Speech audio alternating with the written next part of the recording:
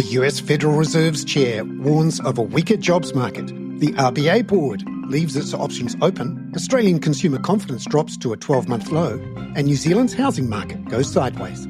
That's coming up in our 5 Things in 5 Minutes on Wednesday, October the 15th. And then in our deep dive interview, ANZ Economist Arindam Chakraborty reviews Malaysia's government budget and fiscal targets. A conservative fiscal stance is crucial for Malaysia to rebuild its fiscal buffers, which were significantly depleted during the pandemic.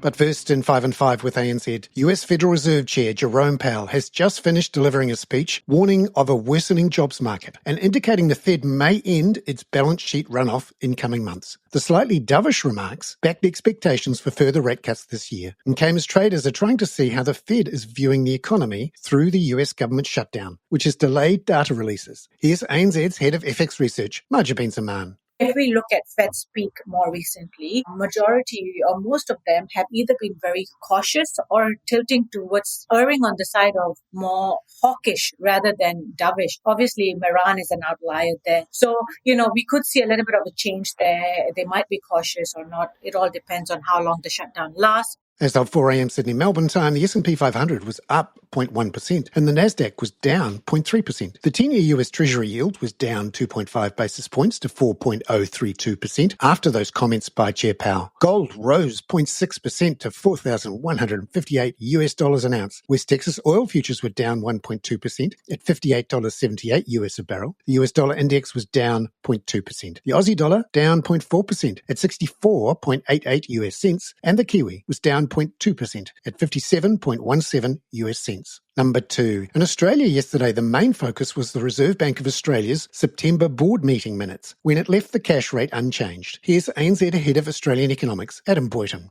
The main message to take from the minutes is that the RBA Board is leaving itself the option to cut the cash rate or not to cut the cash rate. And I think, to be perfectly blunt, based on how people view the monetary policy outlook, you can find support in the minutes for further cash rate reductions. You can find support in the minutes for maybe a little tweak, or you can find support for no reduction. And I think that reflects the RBA wanting to make sure that they're not locked into a path that ultimately the data doesn't support. Number 3. That decision to hold the cash rate on September 30 and commentary that rates might not be cut again until next year may have been a factor in the ANZ Roy Morgan Australian Consumer Confidence Survey finding a fall of 2 points last week to 83. That's a 12-month low, says ANZ economist Sophia Angala. So that softness in confidence was also apparent across the housing cohorts. The fall in confidence was largely driven by mortgage holders, and that may have been due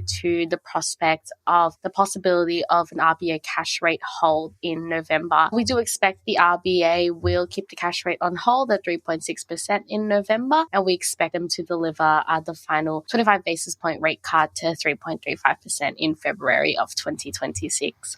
Number 4. Australian business confidence, though, rose 3 points to 7 in September, just above the long-run average, according to NAB's survey. ANZ senior economist Adelaide Timbrell says the survey's pricing indicators were stable, suggesting not much in terms of disinflationary pressure in the near term. When we look out at the other indicators as well, we do also see very little disinflation. In the near term, the Reserve Bank will be watching this metric very, very closely, and it's likely to make them more cautious when deciding on monetary policy. We actually think the Q3 CPI data will come out at a 0.9% quarter on quarter with upside risk, which is the reason, or one of the key reasons, that we have decided it's more likely the Reserve Bank will hold in November.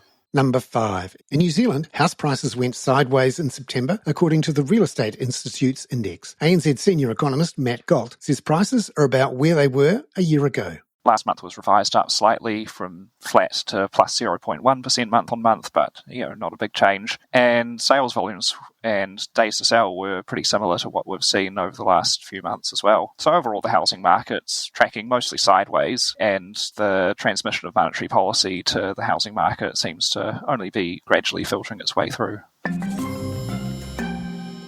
Matt Galt there. Now in our deep dive interview, ANZ economist Arindam Chakraborty reviews Malaysia's budget outlook for the upcoming 2025-26 year, including whether it can meet last year's targets to rebuild its fiscal buffers. Malaysia's fiscal consolidation is taking a dual-track approach, strengthening revenues while restraining expenditures. So on the revenue side, the government is expanding its tax base and improving compliance. The sales and service tax was raised from 6% to 8% and extended to new sectors like rental, private healthcare, and education. Additionally, two new tax measures are being introduced: a carbon tax targeting iron, steel, and energy sectors, and higher excise duties on alcohol and tobacco. The rollout of e-invoicing is also expected to boost compliance. These measures are designed to be less sensitive to economic cycles, helping maintain tax buoyancy even in a low-growth environment. On the spending side, the government is showing restraint. Total expenditure is budgeted to grow by just 1.7% in 2026. Operating expenditure is being carefully managed, with higher allocations for wages, pensions, and debt servicing, partly offset by lower provisions for subsidies, supplies, and services. Development spending is increasing at a slower pace, but remains aligned with strategic priorities like infrastructure, education, health, and climate resilience.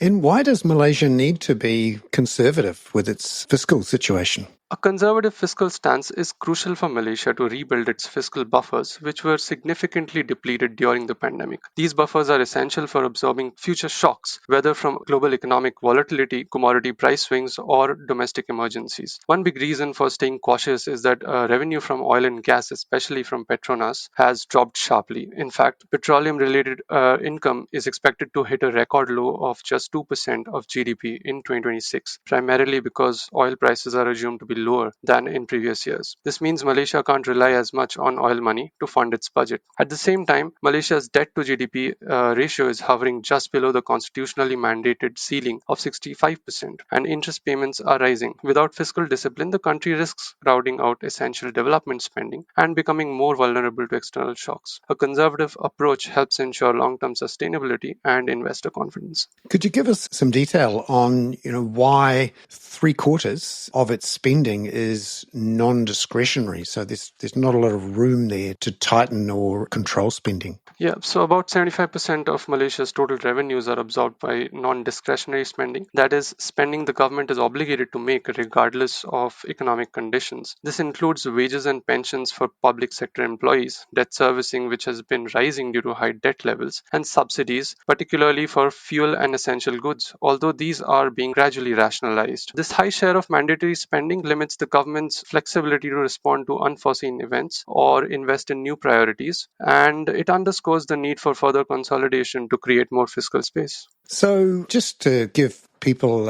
outside of Malaysia an idea of how big that debt is and how much of an issue the interest costs are relative to revenues, what's the scale of the issue here?